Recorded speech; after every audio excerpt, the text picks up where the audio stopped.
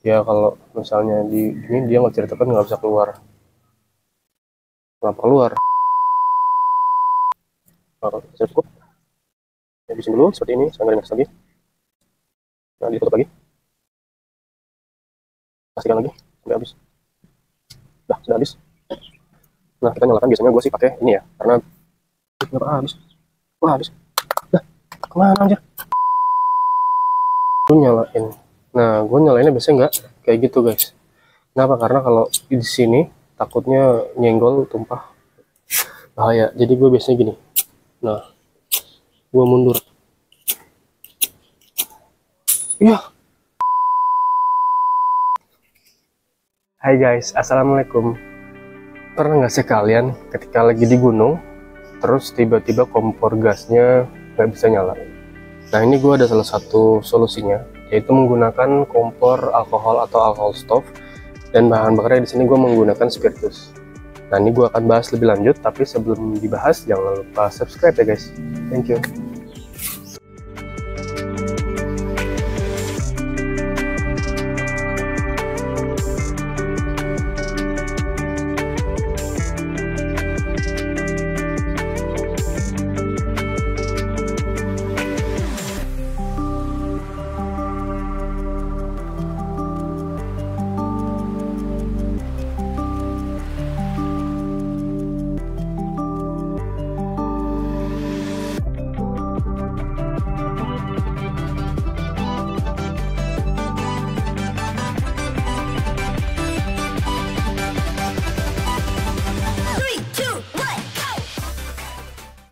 Oke guys, pertama-tama seperti biasa, kita timbang dulu. Nah, ini untuk full setnya. Kita timbang. Berada di sekitar 500 gram nih guys. Ada sekitar 500 gram. Mantap. Nah, di dalam setnya ini ada apa aja sih? Buka di sini. Oke, yang pertama ini adalah sebutannya apa ya, penggorengan ya. Ini penggorengannya. Nah, ini adalah bagian dari windshieldnya. Nah, ini untuk pegangannya guys. Jadi seperti ini. Dipegang. Kemudian ada kompornya sendiri. Kompornya sendiri. Ini buat matiin ya. Nah, ini sebagai tempatnya nih guys, tumpuannya. Jadi nanti kompor taruh di sini, terus disatuin sama windshieldnya nih guys. Nah, seperti itu. Terus ini untuk naruh ininya. Nah, kayak gitu. Nah, oke. Lalu kemudian di sini ada ini buat ngerebus biasanya nih. Rebus. Nah, lalu ini ininya tempat nutupnya ya, tapi bisa dijadikan sebagai buat piringnya nih guys, kayak gitu. Oke guys, sekarang kita ke menu utamanya, yaitu kompornya itu sendiri. Ukurannya sangat kecil ya guys, dibandingkan dengan kompor-kompor biasa. Hanya berukuran mungkin segenggam telapak tangan lah, kayak gitu doang ukurannya, gak besar dan ringkas juga. Nah, untuk menyalakannya biasanya ini botol untuk spiritusnya. Nah, ini gue juga menghimbau ya kepada kawan-kawan sekalian. Jadi gue menghimbau kepada teman-teman semua untuk kalau misalnya mau menaruh bahan bakar cair, itu harus di tempat yang khusus ya guys. Jangan di tempat botol-botol AMDK atau air dalam kemasan, karena tutupnya itu nggak bisa serapat inilah ya. Jadi ini kan ada beberapa protection system nih. Jadi ya kalau misalnya di ini dia nggak ceritakan nggak bisa keluar. Kenapa keluar? Nah, oke, pertama kita buka dulu ininya. Nah, sudah dibuka barulah kita arahin ke sini sambil dipencet. Nah, kalau sudah cukup, habisin dulu seperti ini supaya nggak ada netes lagi. Nah, ditutup lagi.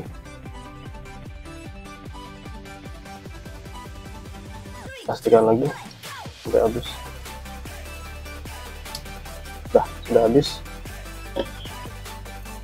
Nah, kita nyalakan, biasanya gue sih pakai ini ya, karena kenapa habis? Wah, habis. Nah, kemana anjir?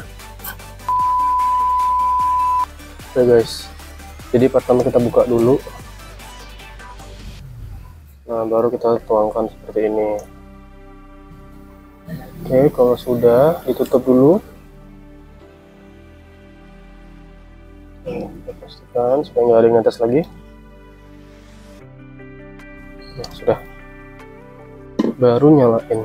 Nah, gue nyalainnya biasanya nggak kayak gitu guys. Kenapa? Karena kalau di sini takutnya nyenggol, tumpah, bahaya. Jadi gue biasanya gini. Nah, gue mundur.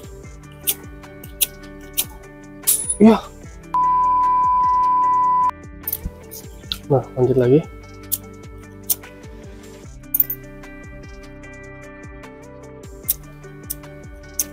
Nah, itu sudah nyala. Seperti itu guys. Nah, dia ini apinya warnanya biru ya guys, jadi dia nggak awan nih kalau udah nyala nih. Nah, ini agak bahaya juga, harus hati-hati. Jadi kita harus pastikan. Gue mau cari daun. Nah, apakah dia terbakar?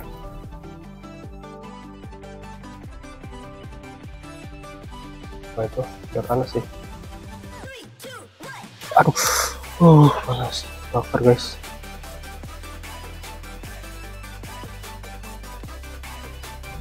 Ini udah nyala ya guys. Dan dia nyalanya lama guys. Dia lama.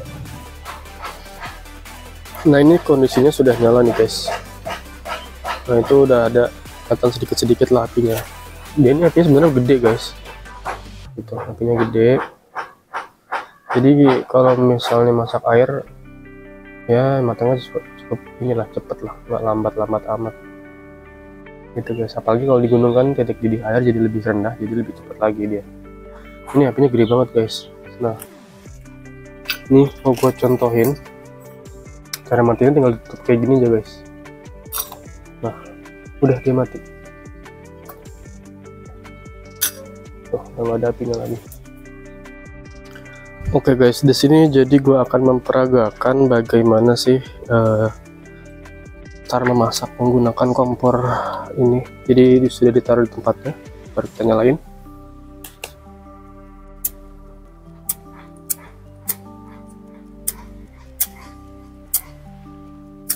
Nah, udah nyala, baru kita pastikan udah oke, udah nyala. Ini udah panas. Oh, panas. Nah,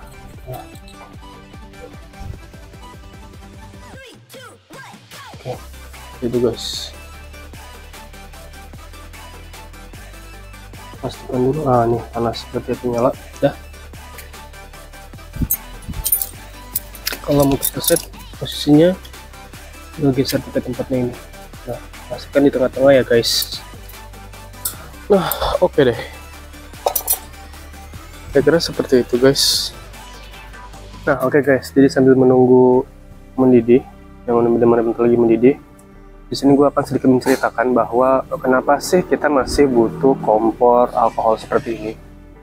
Nah, biasanya itu di suhu-suhu ekstrim di gunung itu, kalau misalnya lagi musim panas itu bisa sampai dengan minus 5 derajat, minus 10 derajat. Bahkan di beberapa gunung di Indonesia itu kayak di Prau tuh mungkin bisa sampai minus 8, minus 7 gitu.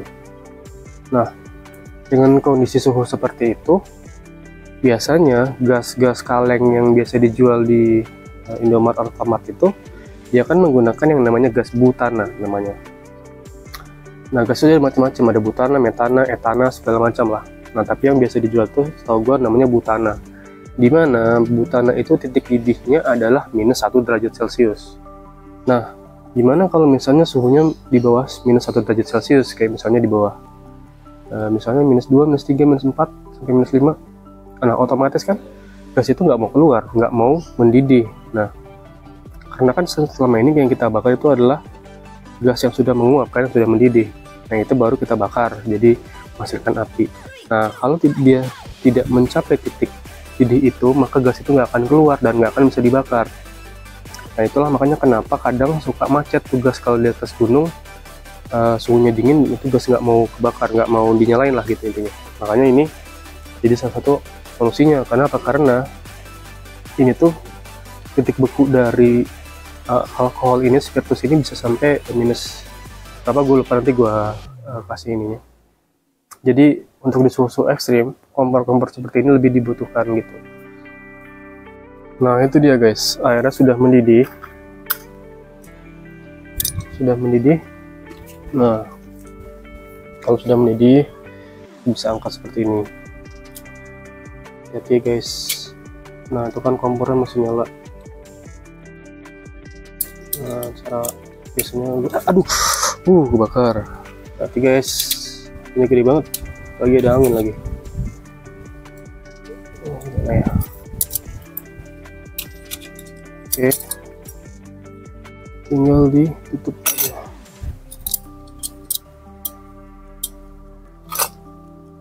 Nah.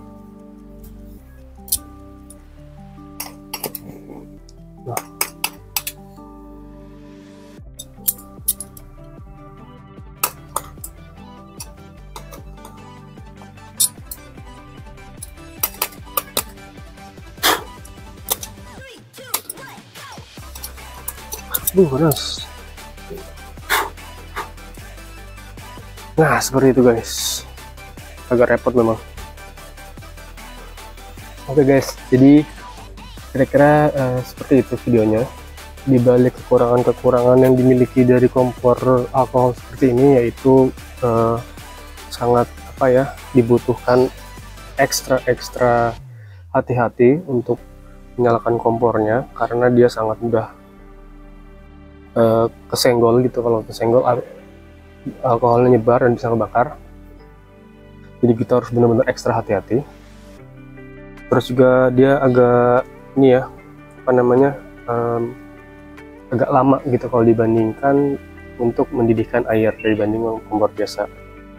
Tapi kelebihannya juga kompor ini bisa tahan lebih ekstrim di suhu ekstrim dibandingkan dengan kompor gas biasa, karena kompor ini tidak ada mekanisme, hanya sebuah wadah yang dikasih cairan udah terbakar lalu dibakar untuk memanaskan masakan gitu. Jadi kira-kira seperti itu aja guys. Yang mau diskusi silahkan di kolom komentar. Jangan lupa di like videonya, di share juga, dan di subscribe. Oke guys, thank you, bye.